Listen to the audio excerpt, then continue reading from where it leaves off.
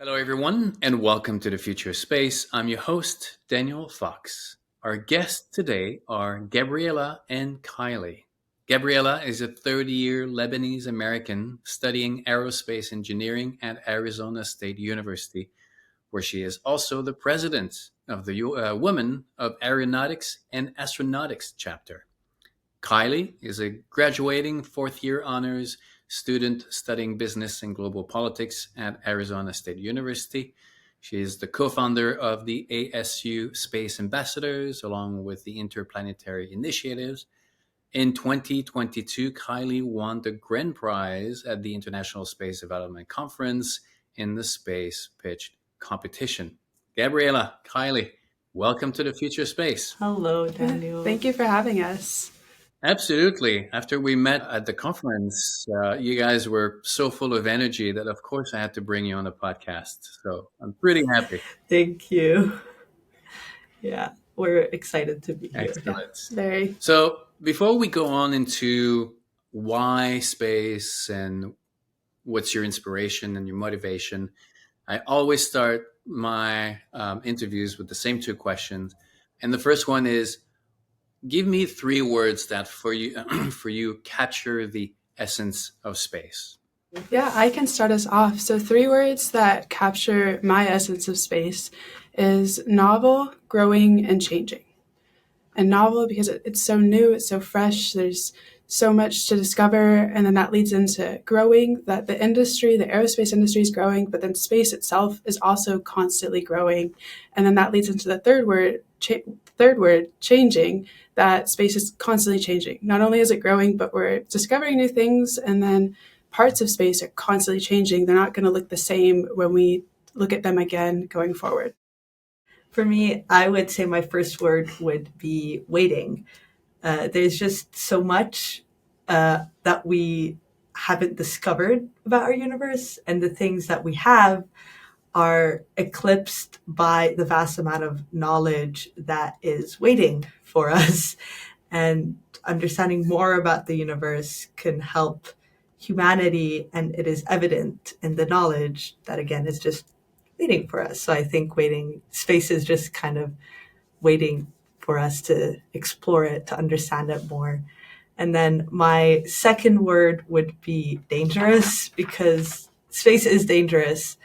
But as was said on Star Trek, boldly go where no one has gone before. And I think exploring space, exploring this dangerous thing is just so beneficial to humanity.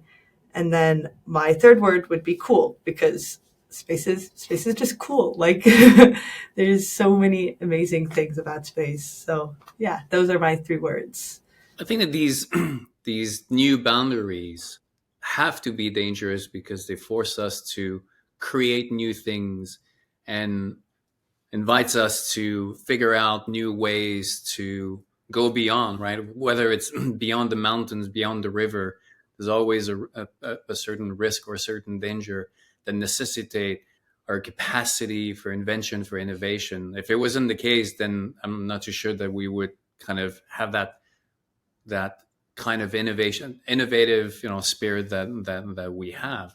So the fact that it's dangerous is also reminds us of how humble we need to be, because independently of how much we think that we're capable of grand, things, which we are, but at the same time, we need that humility to bring us back a little bit, grounded on Earth. Gabriella, Kylie, I know that even in school and in science fiction, Star Trek, and pretty much everywhere, the space is a lot about the science and the technology, and more now there's the geopolitical reality with China and then the other countries' moon. There's a legal aspect, who's going to own, or who's going to have rights, or if they're going to have rights. But beyond that, what would you, for the two of you, what would you think is the human story of going to space? Well, for me, I think the human story of going to space lies within the risks that we have taken to get where we are.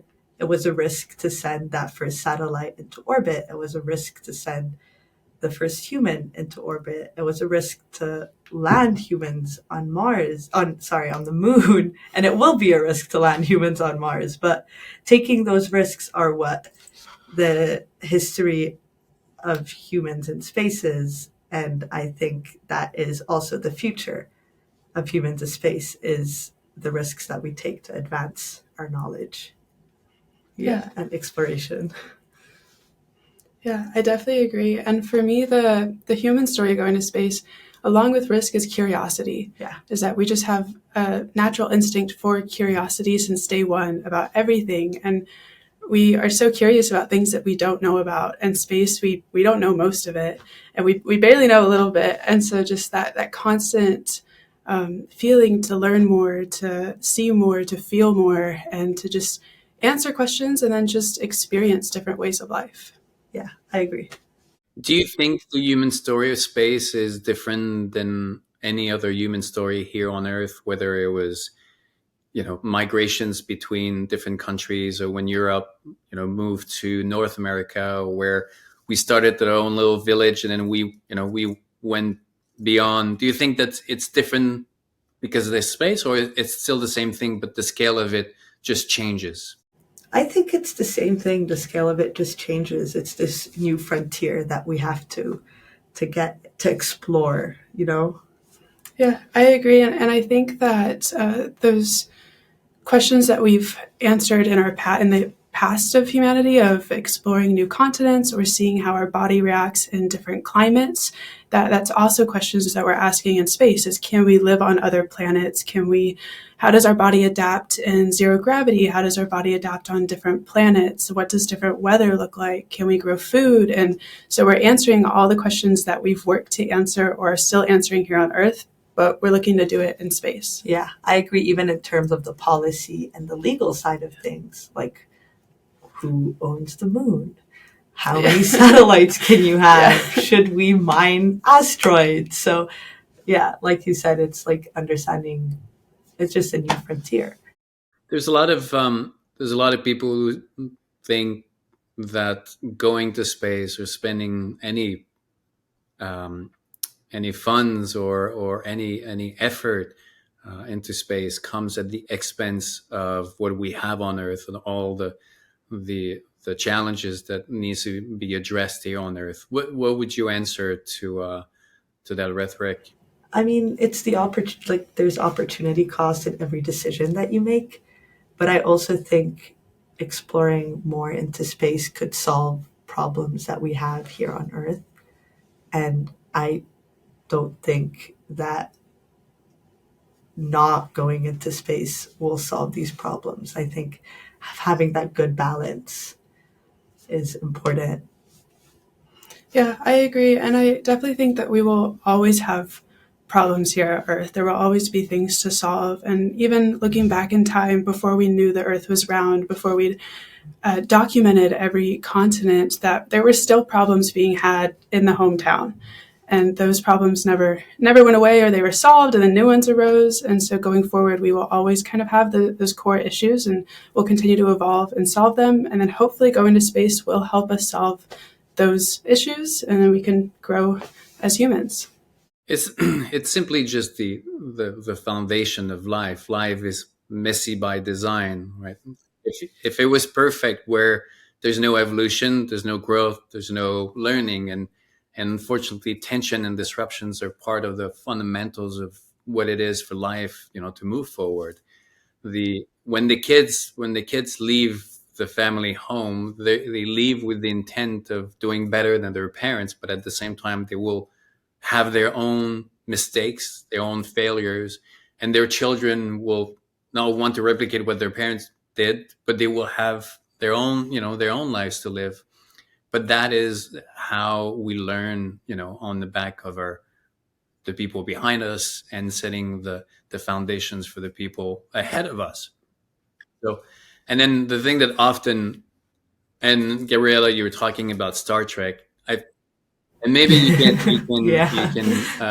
correct me on this one, but I think that Star Trek created the expectation that space could be a place where almost there are no more problems, right? There's no money, everything can be quickly fixed.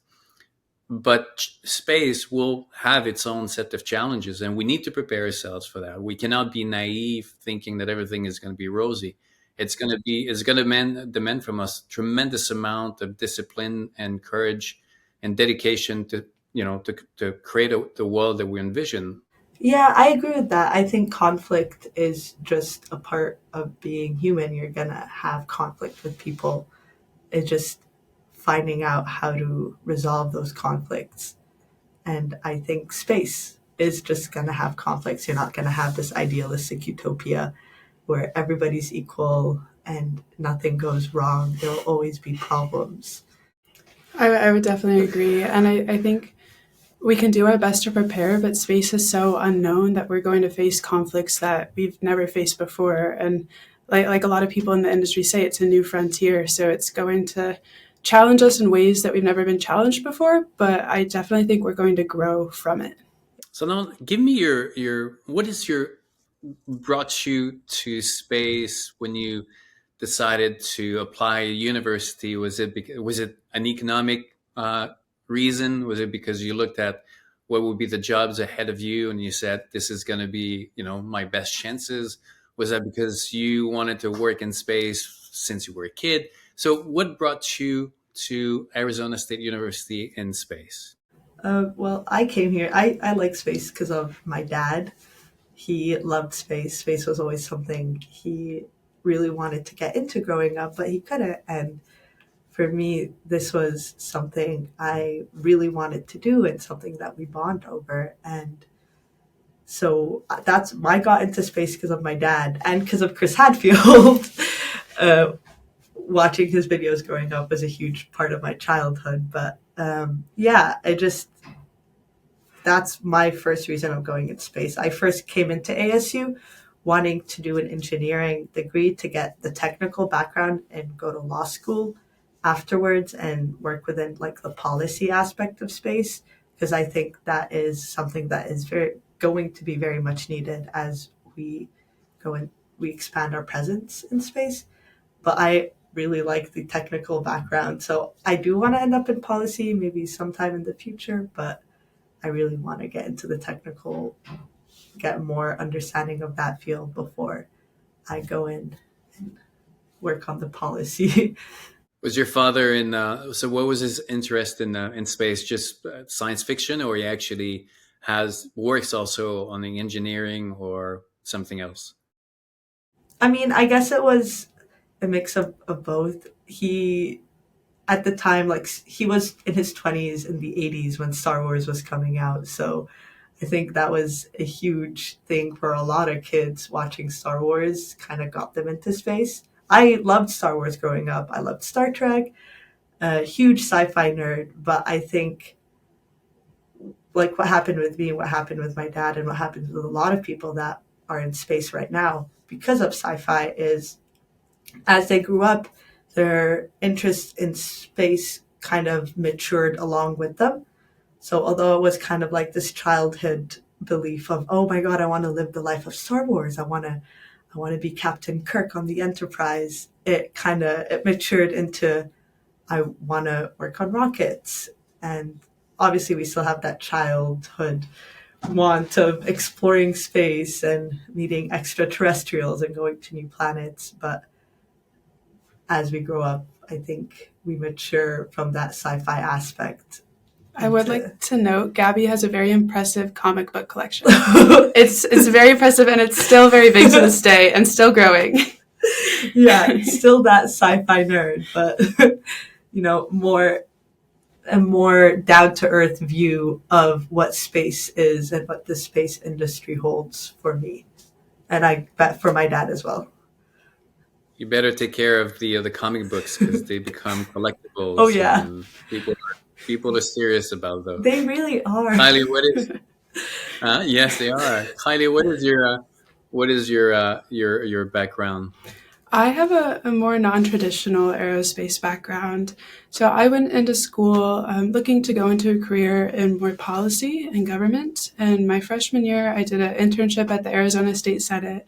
It was really, really cool. It was nonpartisan, and it was during COVID, and I got to be on the floor of the Senate to see a lot of background things, but I realized working in state government is probably not for me. And I took a class my sophomore year called Space Business and Entrepreneurship. It was an elective, it sounded cool, and the whole idea of the class was that you developed a space startup and you pitched it at the end of the semester. And in the meantime, they brought in industry professionals. It was run by 4 very impressive professors here at ASU, and they would bring in professionals that were experts in robotics or experts in asteroid mining or space policy or space entrepreneurship.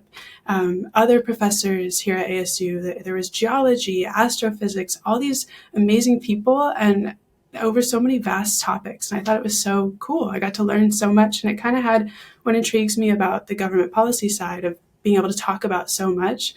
But this was about aerospace specifically, and everyone was so passionate. And so I was like, oh, this is really cool. And just kind of networked my way through ASU with a lot of the professors and a lot of the industry professionals.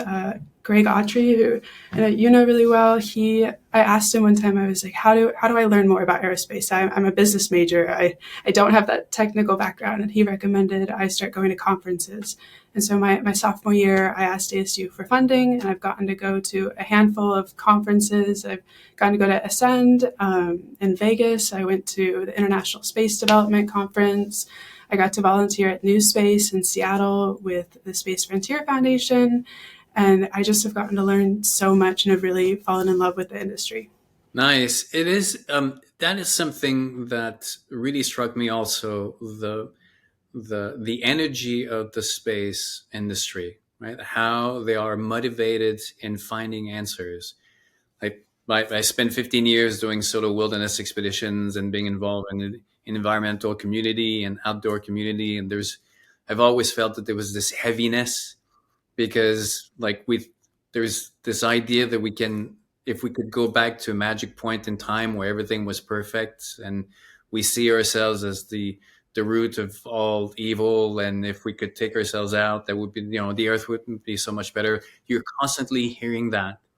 And then you get into the space community and they're like, no, we're going to find solution, and space is part of the solution. And these are just engineering issues. We can figure out things. It was so much refreshing to be surrounded by a community that was excited about moving forward rather than trying to go back into the past. I guess that's the same thing that you experienced. Definitely. And from a student perspective, over my time at ASU, I've done a lot of networking, a lot of question asking about what does your career look like? What does your job look like? And I noticed from more traditional business roles, from finance, real estate, it's a little condescending. It's a little bit like, you should know this. You could look this up online, kind of wasting my time. But with the aerospace industry, I would ask people questions that were probably fairly simple questions, but coming from a non-engineering background, I didn't know what was going on. Or I'd ask people, how do black holes work? How does rocket fuel work? What's the difference? Or what's the difference between different companies? And everyone at every level was willing to sit down and explain it to me and break it down. And I thought that was really cool, that just that energy was received and they wanted to help. They wanted to answer my questions. Now, so were you able to learn to know what black holes are in one sitting, or? Oh goodness, it was like a 2-hour conversation. The first 15 minutes I followed, and then after that I was like, I think this is a little above my head. Like, couldn't follow the vocabulary, but I'm trying.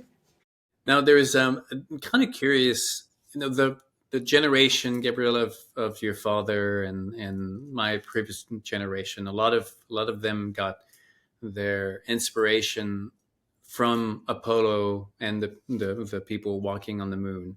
During the COVID, the landing of the 2 rockets, SpaceX, the landing upright of these 2 rockets was for me kind of an Apollo moment where my brain actually changed. I saw the future differently by understanding that this was now possible. It was no more science fiction. Was it the same for you? Was there something in the recent 10 years that made you kind of see the world differently?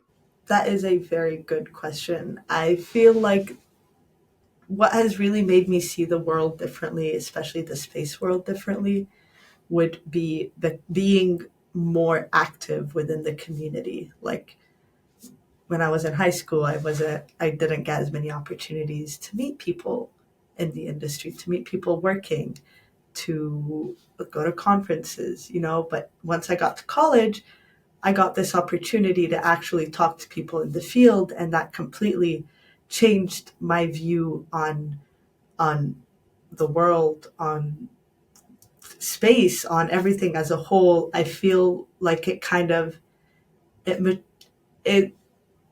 decreased this idealization of space that I had, and at the same time, it made me see that NASA's kind of like no longer the only space actor. Like there are so many huge space actors now that are not governmental, that are, private corporations, which I like completely changed the way that I see the world, because I'm like, whoa, it's not just NASA now, you know?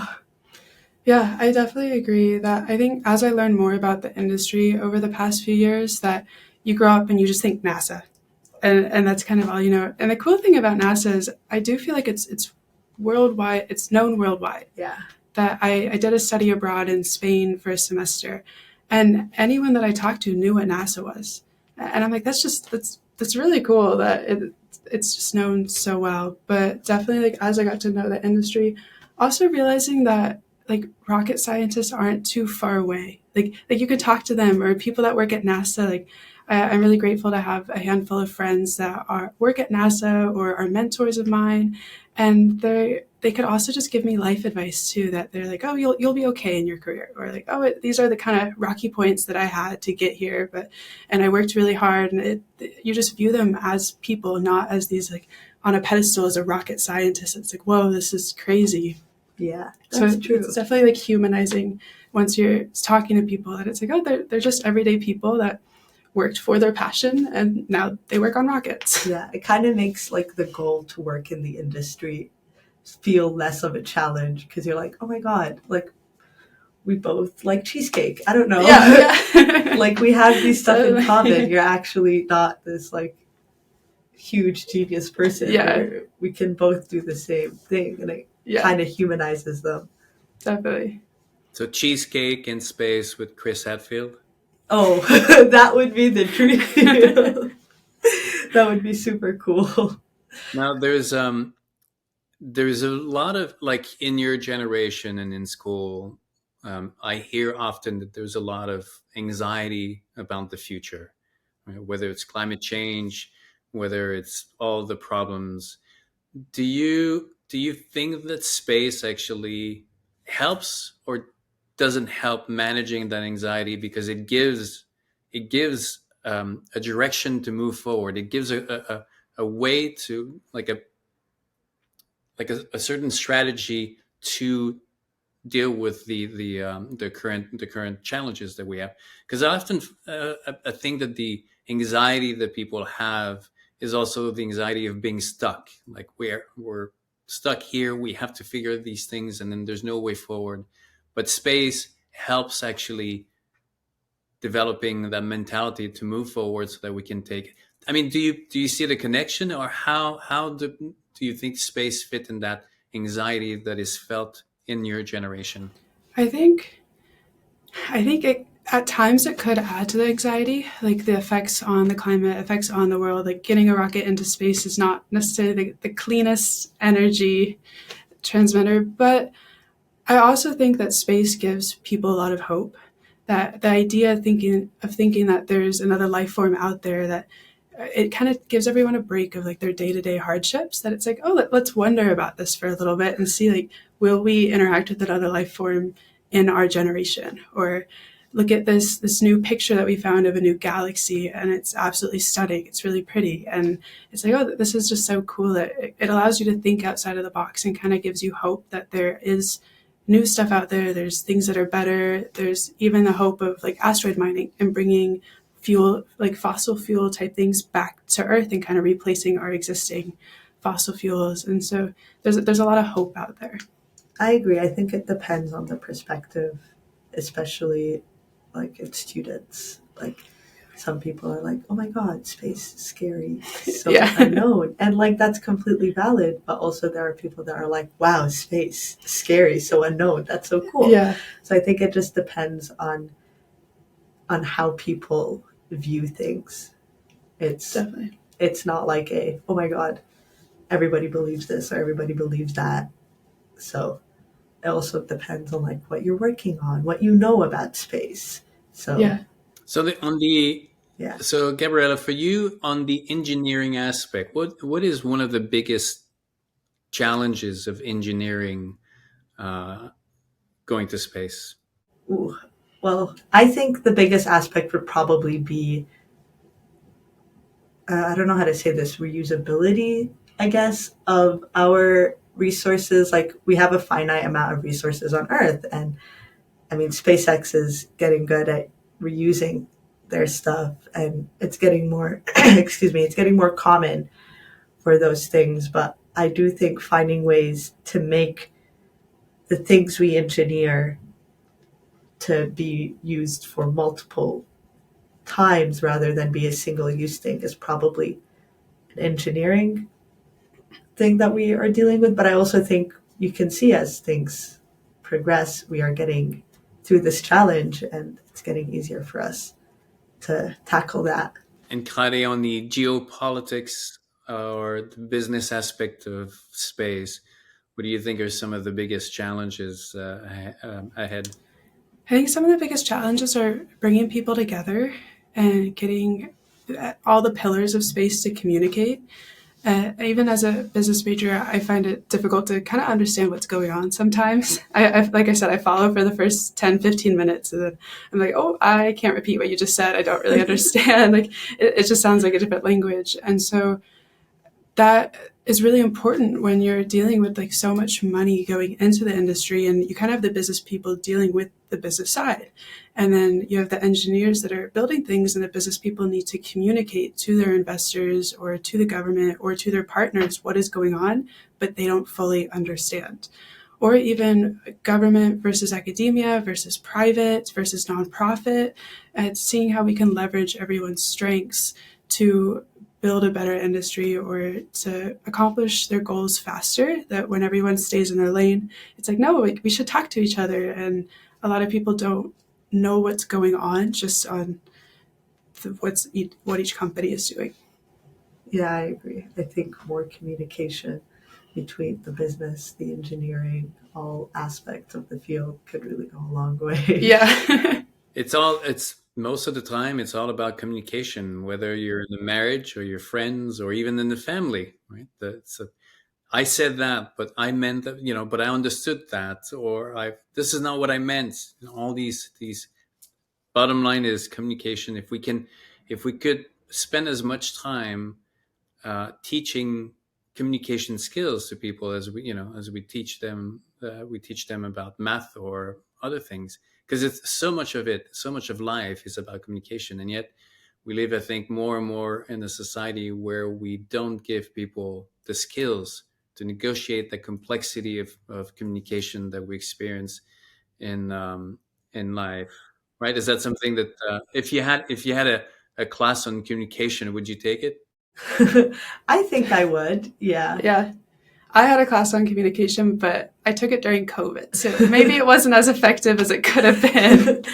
Yeah, I do think with engineers sometimes it's hard to communicate with each other because we're kind of more used to working on projects alone or, doing that kind of stuff not in a team, and you don't really do that until you get into college or into the workforce. So I think learning how to communicate even with other like engineers or other STEM fields at a younger age could help understanding the jargon in a sense. Definitely, For yeah. those, yeah. So if I mean, I've heard you talking a little bit, a couple times about space mining. The I believe that space mining is going to be one of the best things that happens for Earth, because one of the problems that we have right now on Earth it's not the lack of resources, it's the extraction of resources. And the extraction, often is in place in countries that are often unstable, or in environments that are super complex or diverse. So the extraction becomes a problem. But once you're able to extract in places out of space that are barren of life, or that are not connected to a complex ecosystem, then you can allocate everything on Earth as more your backyard, where it's a national park.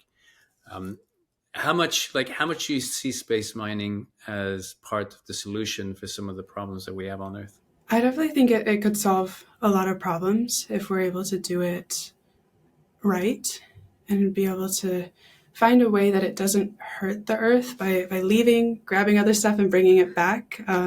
Because, like Gabby said earlier, we have a finite number of resources here on Earth. The big question is what happens when we add to that. Like, how will the Earth respond? And then even just the process of going to go take things from an asteroid, for example, and bring it back. How is that going to hurt the Earth's atmosphere? And are we going to be able to reuse the rocket or the device that we use to go take it and come back? And so I think that there's a lot of questions that we still need to answer, but it's definitely a really cool thing that I think could solve a lot of problems. Yeah. I also think there's a lot of policy issues that come with it. I remember one of our colleagues, Berkeley Adair, she had asked a question once about import tax of things coming in from space. And I was like, oh my God, I didn't even think of that. You're so right. Like, and who pays that? What country? Where does these things land? Or what countries do the resources go to? Yeah. Because not all countries have the ability to send things to space and bring it back. How do we also manage not breaking markets on Earth in terms of resource markets? Yeah. So a lot of big questions. Yeah. And when people ask you or compare, right, the space and just being a place for billionaires to spend their money, what do you answer, or how do you react when people throw that at you? Oh goodness! I mean, airplanes. Billionaires used to throw their money to traveling. Now it's become the railroad system as well. That billionaires use. They built, at least in the United States, built the railroad system, and they were the big proponents to building infrastructure. And so I kind of think if they have the ability to build the infrastructure and kind of get that baseline, definitely let's take them up on it and then go from there. Yeah, even exploration, sea travel, that was mostly something that people with money used to do. And then it became, everybody could do it. I think it's just, it kind of, like you said, you got to set up the infrastructure to allow for more people. Yeah. I don't think saying it's only a billionaire's thing is a valid response to space. I think hopefully it'll only be a billionaire's thing for just a little bit. Yeah, until we can actually figure things out. Yeah. Well, the billionaires have always been part of that cycle of technology, right? I mean, Gabriella, you were talking about ocean exploration. They just had, back then it was the kings and the queens, or the kingdoms who were financing. They were the only ones capable of financing these expeditions. Cell phone, we don't even think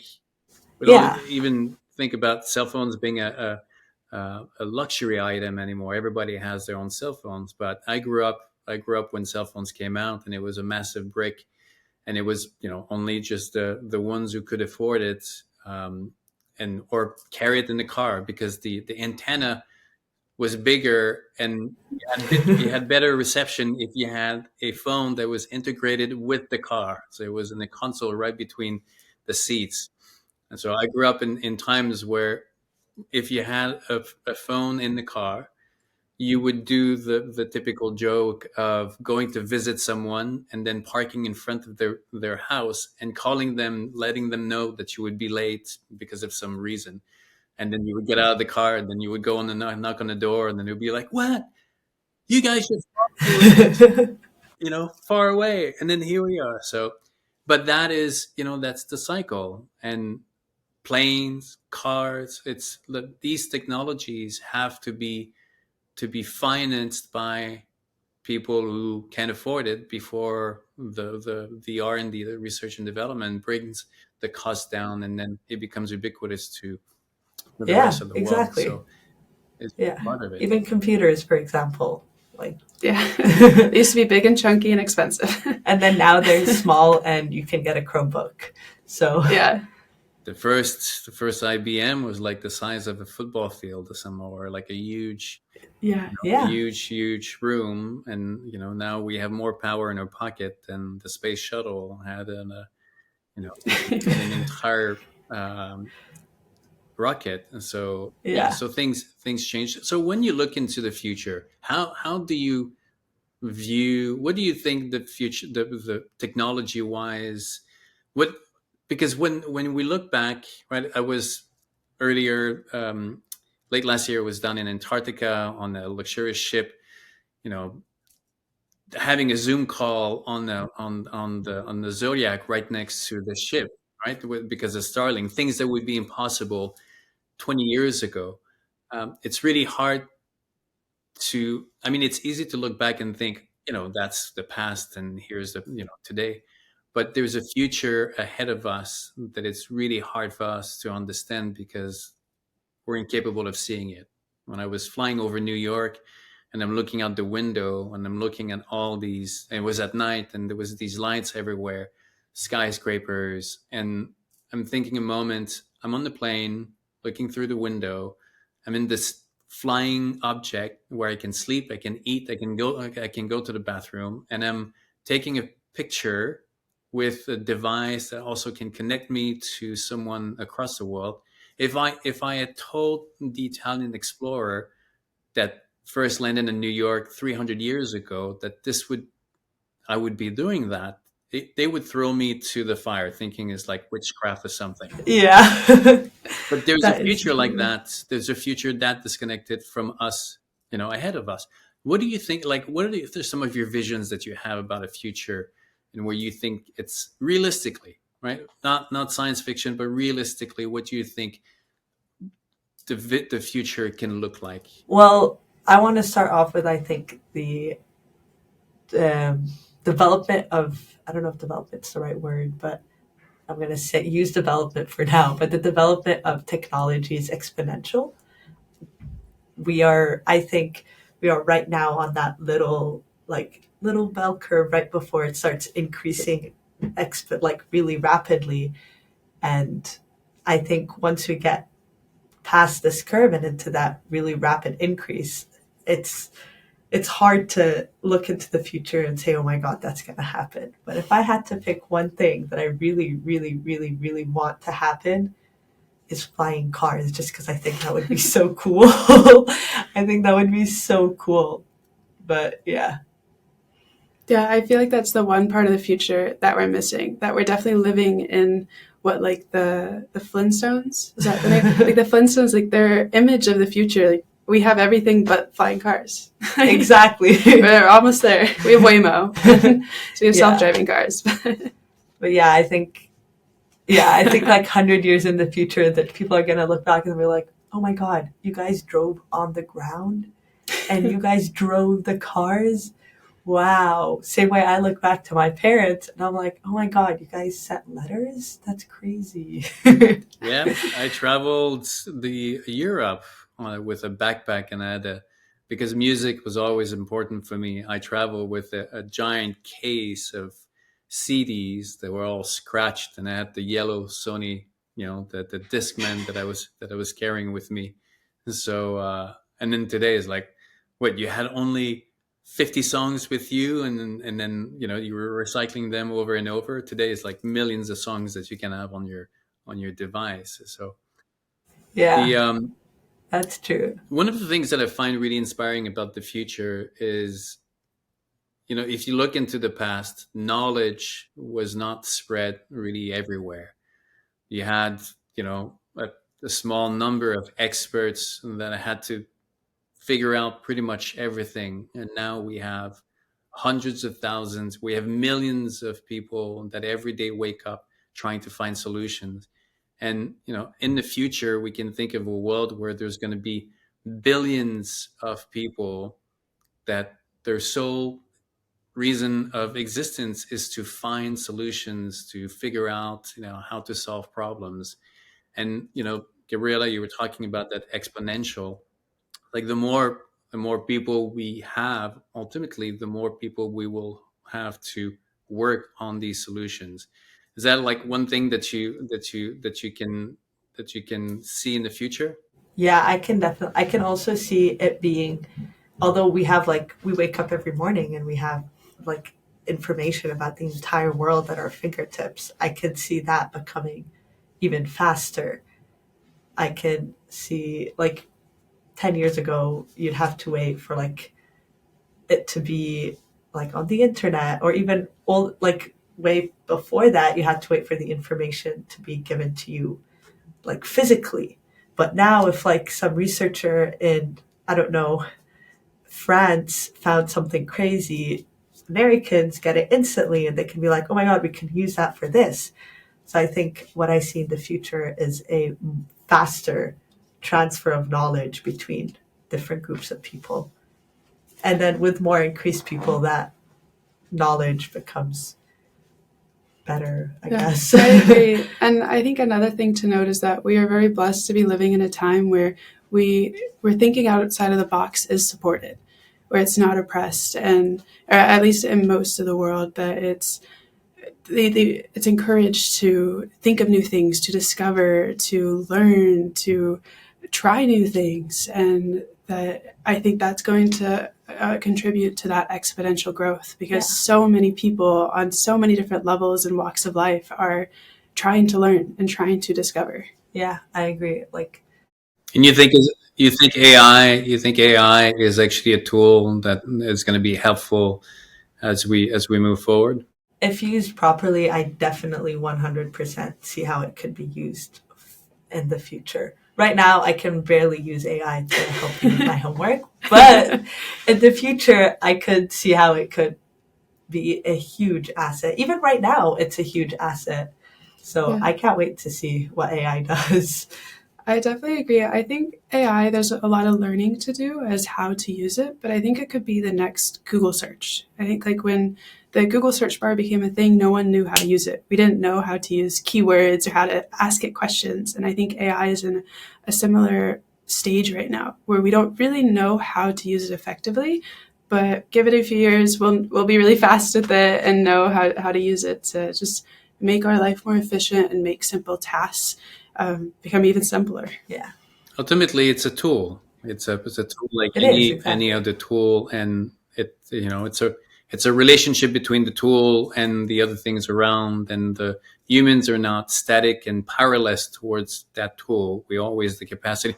The there's a vision of humans that always bugs me. We see the world linear, thinking that these challenges of the technology evolves disconnected from us, right? That we're powerless. Oh, there's going to be a tyrant that is just, exist, and then we are there, a little powerless.